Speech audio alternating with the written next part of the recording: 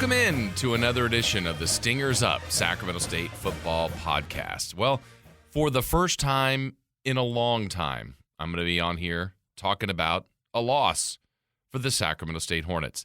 Hasn't happened in a long time, and I also think it gives you and gives me perspective on what kind of run this team and this program is on. 3 streaks were broken last week where Sacramento State lost a conference game, they lost a road game, and lost a regular season game. Those 3 streaks were all record-setting streaks in program history.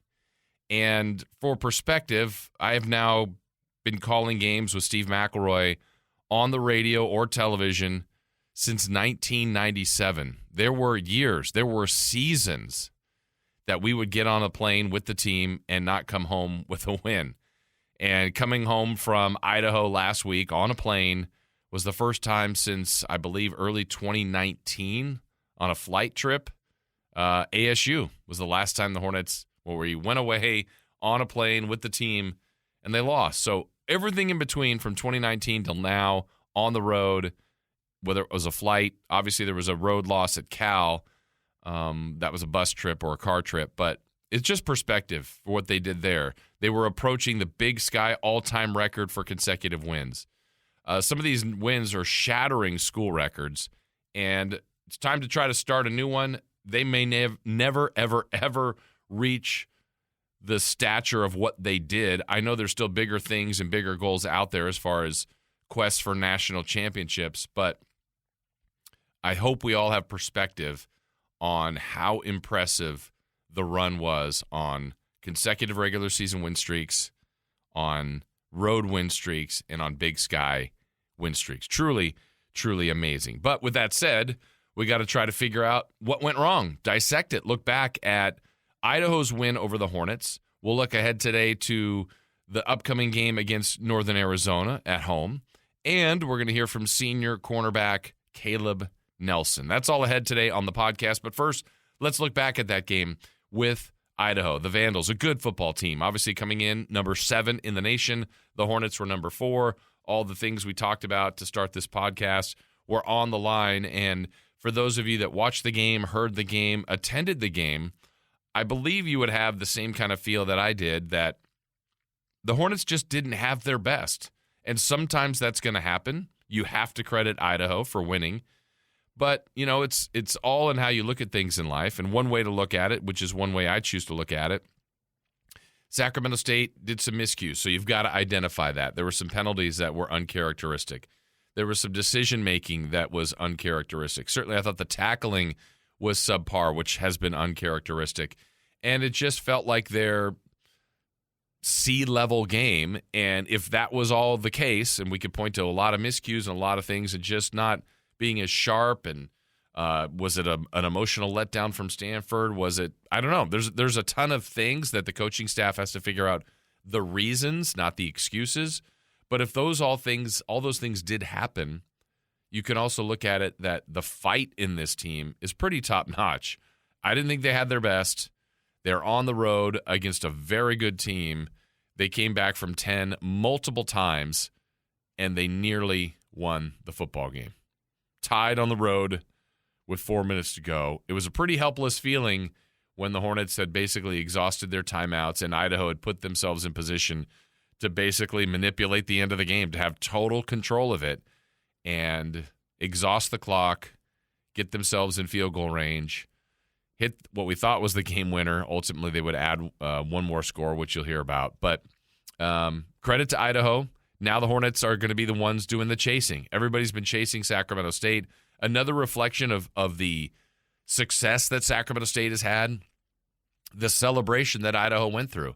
Idaho has already defeated an FBS team this year in an easy win over Nevada. They were a playoff team a year ago.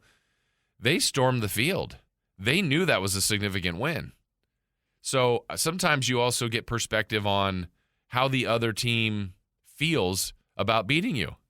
And Idaho knew it was a big deal. They went nuts, and they should have. I'm not discrediting their or putting shade on their celebration. I think that was the right approach. But I think that also goes into the side of the Hornets where they are, what they've done, and how impressive that has been. So, with all that said, let's go ahead and dive into a look back at the game, the loss last Saturday to Idaho. One of the things we felt in the broadcast that would be important was the opening possession. Hornets won the coin toss, elected to defer, and they gave Idaho the ball. Now, Idaho, you could tell from the get-go, wanted to shrink the game, limit possessions, control time of possession, and that's exactly what they did. They had scored on every first possession of the year. It took 14 plays, went 62 yards, took almost 8 minutes of the first quarter. Now, it felt like a mini victory for the Hornets. They only gave up a field goal, a 29-yarder, so the Hornets trailed early, 3-0. Following that, Zach Schreiner continues his great start to the season. He evened things up, so after one quarter, it was 3-3. Now, the Hornets were then, for the most part, the rest of the game playing catch-up and chase. The second quarter featured a Idaho touchdown, putting them up 10-3. They would add a field goal, so the Hornets are now trailing here 13-3, and just a lot's not going right. Just not smooth, not totally crisp, not totally sharp like we talked about. But then the Hornets needed to find some sort of spark, so they go to their bag of tricks and try a gimmick gadget play, and it worked beautifully. Two receivers right, one to the left. Hornets now out of field goal range after that play.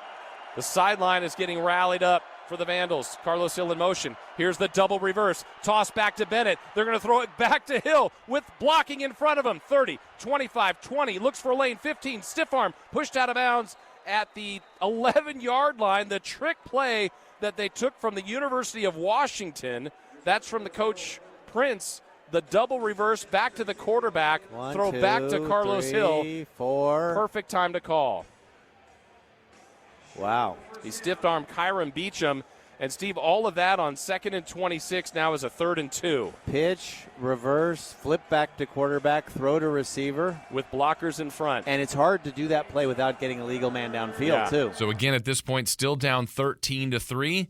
The Hornets would get their first touchdown of the day. First and goal from the 6, rolling out. That's Bennett looking for a release, throws late to Girard. He caught it! First touchdown as a Hornet for Austin Girard. How many receivers are they going to use? Girard did a great job. He wasn't even open, but he turned his big body and created just enough space to catch that ball.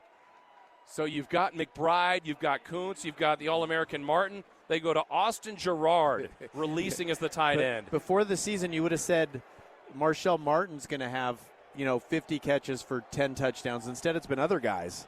So now it's 13-10 as you heard Austin Girard with his first career touchdown as a Hornet. So Sacramento at the break was probably feeling pretty good, trailing by 3 at 13-10, still not playing their best football. They started with the ball in the beginning of the second half, except for nothing came of that. And the Hornets found themselves down 20-10 after a long ball down the sideline was converted for a score about 5 minutes into the second half, and the Hornets found themselves down 20-10. So next drive, Hornets need to respond. They did just that. And Marcus Fulcher finds the end zone. Hornets have to power this in. They're going to go Coleman, Kuntz in the backfield. Straight line across. It's Kuntz, Maleni, and Fulcher right behind Caden Bennett. They'll snap it from the left hash mark at the 2. Bennett gives it to Fulcher. Bounces to the outside. Nice stiff arm by Fulcher. And he can just cruise into the end zone. Touchdown Hornets. He's actually off his running gait. He didn't look like he's 100%. But he scores for the 4th time this year. But it was 100% awesome because Bertram was going to tackle him in the backfield for a 3-yard loss, and Fulcher gave him the old stiff arm. All right, so 20-17 at this point, Idaho with the lead, and the Vandals are doing their part to really still have control of this game. I mean, there's really no other way to say it. They would add a touchdown, another deep pass, a 60-yarder.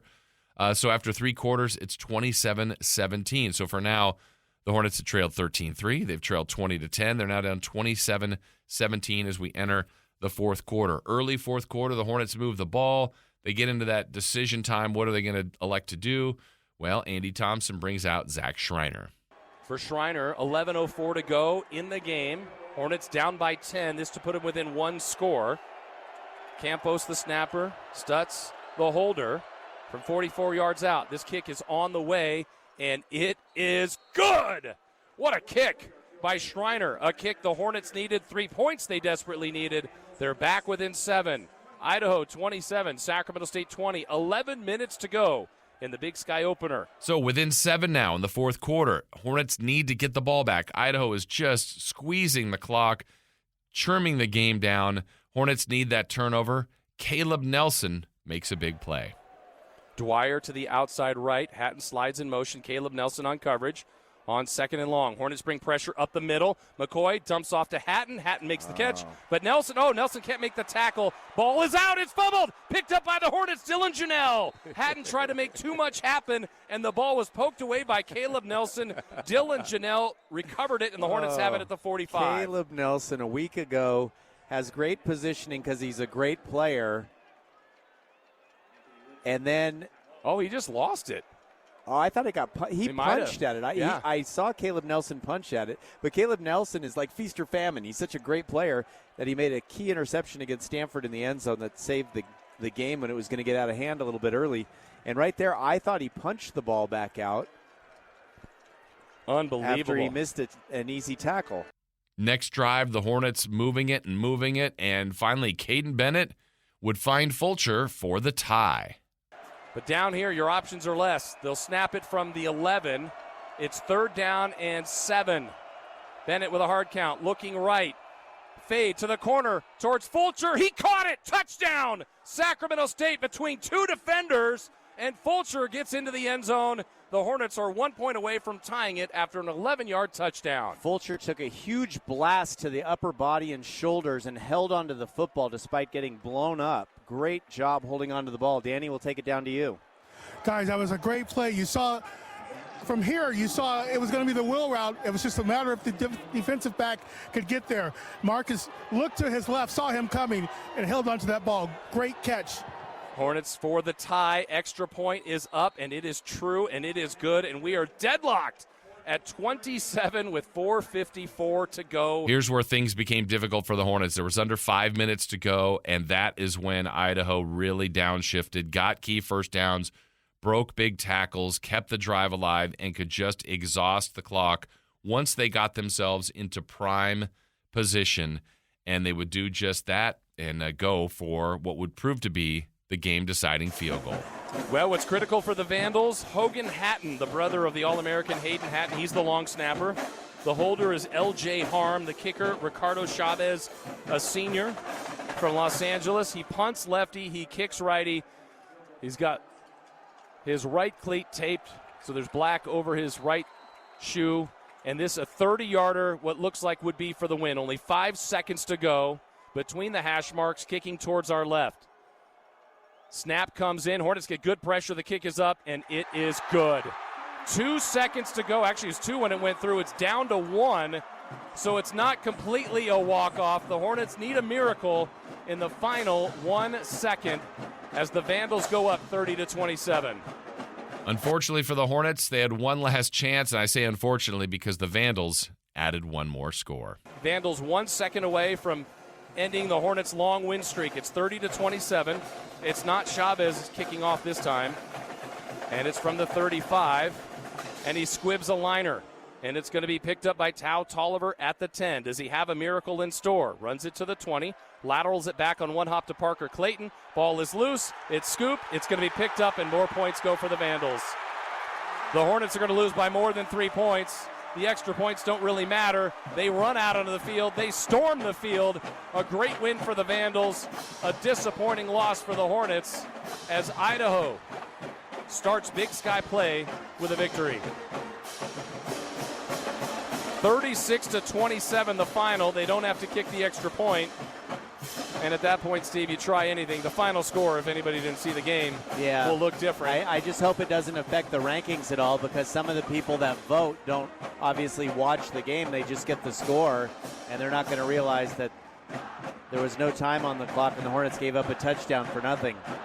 All right, so there's your final, 36-27. Vandals get the win. Now, one other thing, you love the attention you get. They say all attention is good attention, right? All news is good news. Well, that's not the case here because the Hornets gave up the score 36-27. For those that didn't see the game, I think that's a little bit more lopsided. Didn't really impact the Hornets in the rankings this week, still coming in at number 8. But it did get them on national TV in a segment called Bad Beats with Scott Van Pelt. There's a lot that's going on here. Maybe you had Sac State plus 3.5. Maybe. That line moved, but maybe you had that. So let's focus on the total. Where are we going, Steve? Moscow, Idaho. He's been there. We're in the Kibbe Dome. If you're not familiar, it's an unusual building. Let's just put it that way. The Vandals and Sac State are tied at 27. Anthony Woods, he's tackled in the backfield. No, he's not. Got the wall built. There he goes, and Idaho's on the move. They get a first down. They're able to bleed the clock to 5 seconds left. That's important. 5 seconds are on the clock. The total's 57.5. We have 54 points. If Idaho makes the field goal, it's 57. Your under's fine. Snap, hold, kick. There's a big wall. It's fine. Kicking against the wall. It's fine. Kibbe Dome. Kibbe Dome, it's 57's the total. Again, maybe you had Sac State plus 3.5. Pitchy, pitchy, woo-woo. God, don't do it. It's coming. Here comes the woo-woo. Pitchy, pitchy. Oh, no. Come on. Heavens to Betsy. Scoop and score. Armani Arnold. Oh, Wow. wow. That's a lot. Ugh. It bounces. I mean, and it's Every really- time. It's like, how'd the Wyoming block field goal bounce right to the guy running 100 miles an hour the other way? God. Oh, my gosh. Weird things in the Kibbe Dome. You are Those in are good 2 FCS teams, too.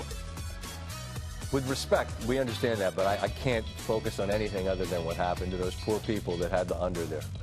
How was Moscow? Gets dark early.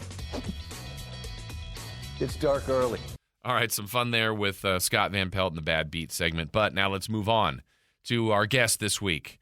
Caleb Nelson, a senior, had that breakup there on the turnover with Hayden Hatton late in the game that gave the Hornets a chance, had a huge interception at Stanford. It's been a really good Hornet here for a couple of years and had a chance to catch up with Caleb Nelson. Caleb, I just think about you and your journey to get here. We'll kind of start there, playing here locally, Folsom. Lots of success. What are your favorite memories playing high school at Folsom? I mean, definitely the rings. I mean, the whole process of us just trying to work to get those rings at the end of the season. I mean, all the relationships we had. I mean, luckily I'm still with some of the players that I won the rings with. So I definitely say those moments, those special moments, state championships, yeah. I mean, you guys didn't know anything else than winning there. I mean, was there, because you have plural, you have multiple, was there extra pressure on ending with the title? I mean, I don't say pressure, but I mean, there are definitely a lot of people who looked at us a different way. I mean, there was always like these little scandals, people saying we're recruiting this and that, which wasn't true. But I mean, my senior year, I mean, the year before we won this championship, and so we knew it was going to come down to the next year of like, will they do it again? I mean, we lost to De La Salle, which was unfortunate, but at the end of the year we won it. So I mean, it was definitely a fun season. I mean, you can't really ask for more than that. I got to imagine, I mean, in high school, what's it like to be on campus, part of that football program, and the one that's winning it all? It was really special. I mean, people looked at you as a way like being Folsom as like a winning football program. So it's like you knew like every day you had to find a way to win. Make sure like you are setting yourself by example, making sure everyone knows you in the community, just making sure you're doing the right thing at all times, because there's so much pressure, I guess you'd say pressure on you for people to look at you. From there, you have to decide where you want to go play. You want to keep playing. You're good enough to play in college. How did North Dakota become the initial stop? Funny story. So I was going to commit to Eastern Washington, which was Coach Cherokee. Then when I was about to commit, he told me he was leaving the program. I didn't know where he was going, and luckily my brother was at North Dakota at the time. Never got to play with him. He was 4 years older than me. So we never played sports together, but I decided to go to North Dakota and play corner there, and he was a safety, so it was pretty cool. Like, I mean, to say I played with my brother and we were in the same defensive room as well, so that's what just got me. But so to backtrack on that, as far as Eastern, it was Coach Cherokee Valeria that was the one that kind of he hooked you? Yeah, so he was the one who was recruiting me the whole time. I mean, I was bought in with him, and I was like, oh, yeah, that's my kind of guy I need to play with. And it sucked that he left, but, I mean, look where I am now. Yeah. Well, now you're back with him. So how did you get to Sacramento State? Obviously, your father played here. You're from the area. What ultimately led you, after playing a good amount of football at North Dakota, to come to Sacramento State?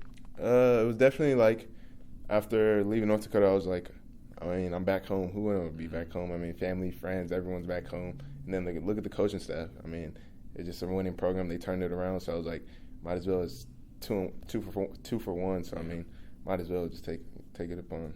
How did you handle just North Dakota's weather? I mean, it being in California, how did you deal with that? It was tough. I mean, I was inside a lot. I mean, a lot of phone calls with my dad saying how cold it was. I mean, it was definitely a great experience. I mean, I never got to witness something like that. I mean, walk outside, it's negative 30 degrees outside. Like, who would think that was real? Mm-hmm. But, I mean, it was definitely a cool experience. I'm glad I experienced it. Yeah. So, yeah. And then now coming back here, how sweet is it to end at least your college career as a Hornet? It's lovely. I mean, like what I said, family, friends all are here, coaching staff, relationships I had with players in high school are all here. So it's like it's nothing but home to me. So, if I remember right, I could have my timeline wrong. Was it your first game last year that you had the pick six for about 98 yards, something like that? Yeah. So that was the first game, Utah Tech. It was funny because we were in practice and we were doing that whole play, and it was exactly in the red zone area, and they threw it to me, and it was just like practice. I just took it and went all the way down.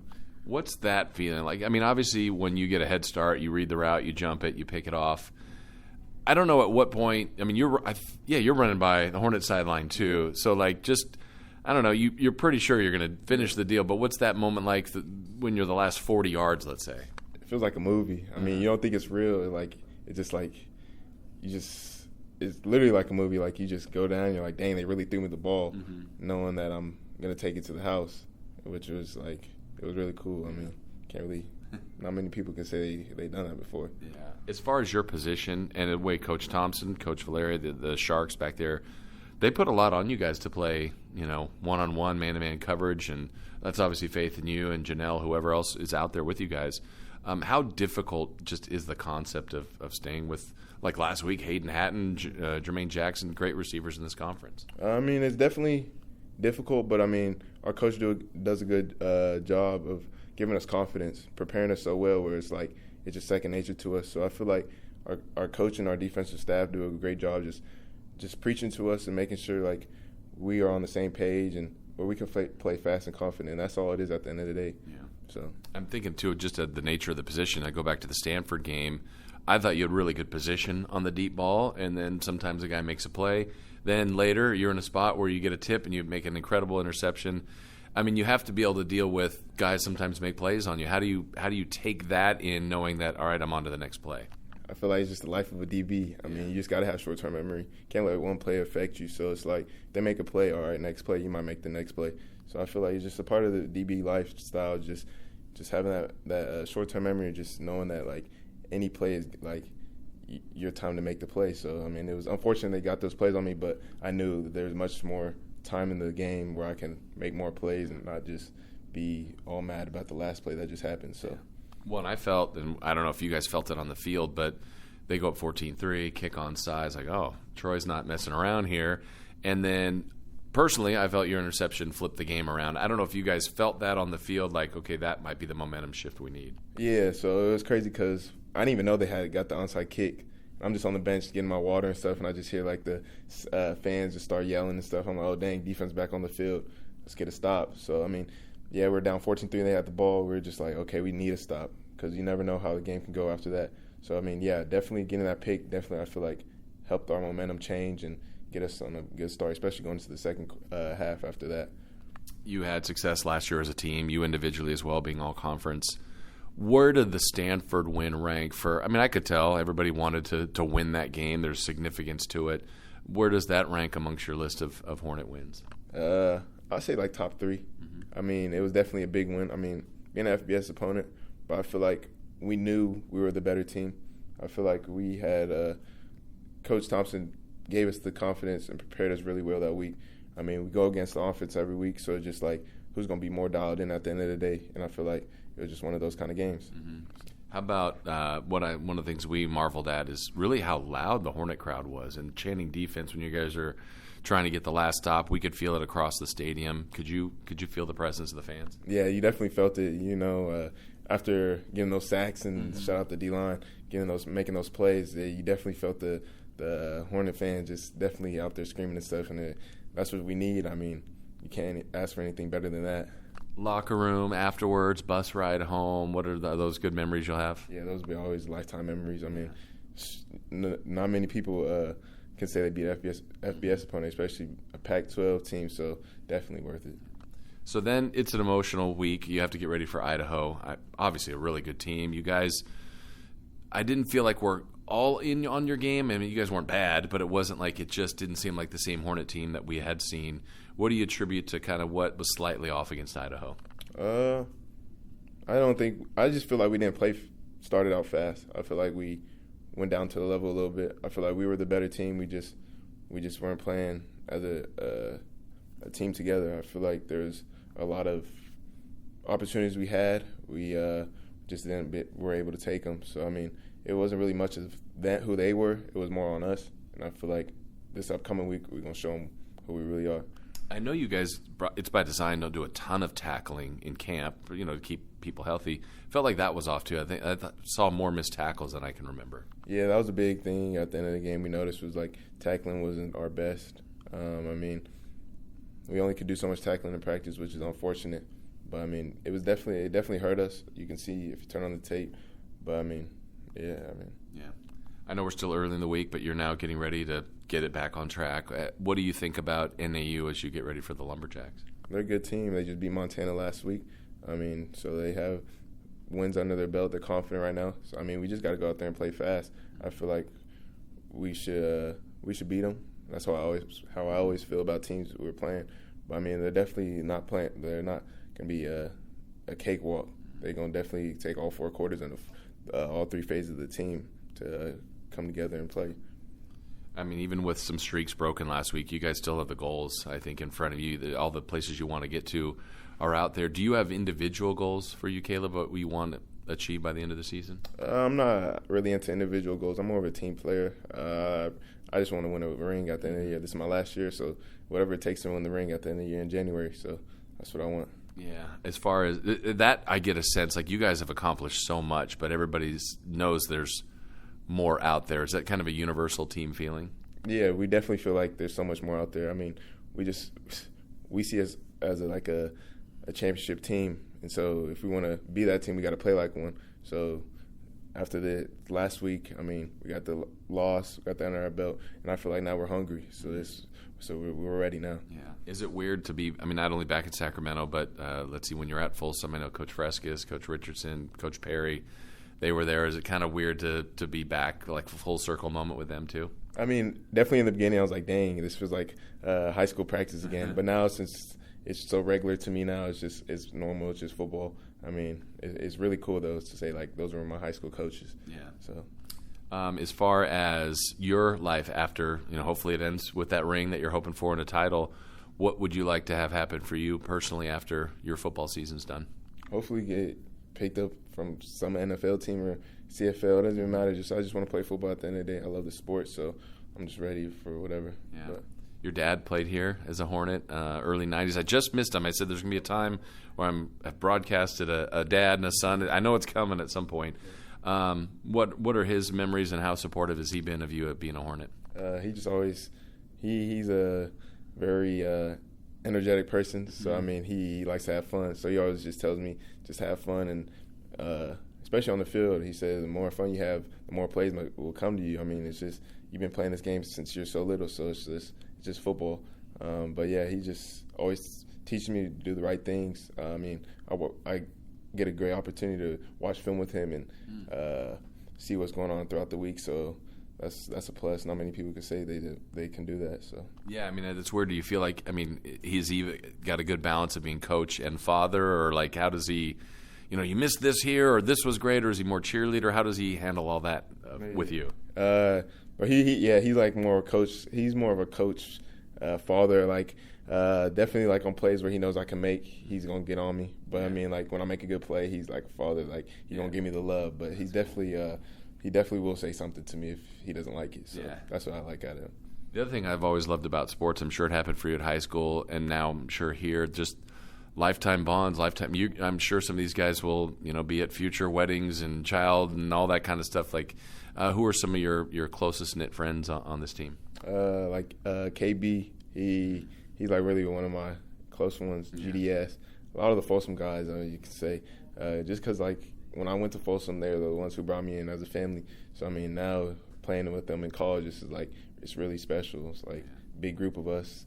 So I mean, yeah. You mentioned Caden, and you're probably worrying about what you're doing when you're on the sideline or what's next, but watching him play too, he's off to a good start. What do you think about his style at QB? He's unpredictable. You never know what you're gonna get out of him. I mean, he can run, he can throw, and so it's like if I was a DCI, I'd kind of be like scrambling around a little bit because you never know what he's gonna do. And I'm so glad he's on our team and not an opponent. That's cool. Well, it's been great watching you play. I know there's more good football left for you. Thank you so much for joining us. Thank you for having me. Cool. All right, my thanks to Caleb Nelson. We'll close things out with a look at Northern Arizona. This is a team that going into last week was really struggling. I mean, the Lumberjacks had lost their first 3 games, were probably still a team trying to find their way, and I would say this last week they found their way. The Lumberjacks had their breakthrough win of the season where they defeated Montana, and I know there's still a kind of a stigma, I guess, or just, I mean, anytime you beat that team, that program, they've been the benchmark of the Big Sky for so many years. You have to acknowledge it. That is still a win of significance, and they won in an impressive way, holding Montana to limited rushing yards, just 18. They had 4 sacks in the game. They're playing different quarterbacks. They played 3 quarterbacks. The freshmen started for the first time this year. They have a bunch of different receivers that have caught passes, a lot of different running backs. They're throwing out all their talent each and every week. So the way their season started, they got worked a bit by Arizona. They played number 15 North Dakota, lost by 15. That was on the road. They had their home opener against Utah Tech, lost that one by 14. But in their Big Sky opener, again, a 28-14 win over Montana. And so half the league is 1-0, half is 0-1. The Hornets are on the wrong side of that. The Lumberjacks are on the right side of that. So Sacramento State, to me, needs to get back into their groove, back up their support of what they think is a good football team, and really just take care of business. A few guys got hurt last week, and go into the bye feeling good and possibly 1-1 in conference and possibly 4-1 overall, and then really get ready for that last push of the season. So we expect a good one Saturday against Northern Arizona.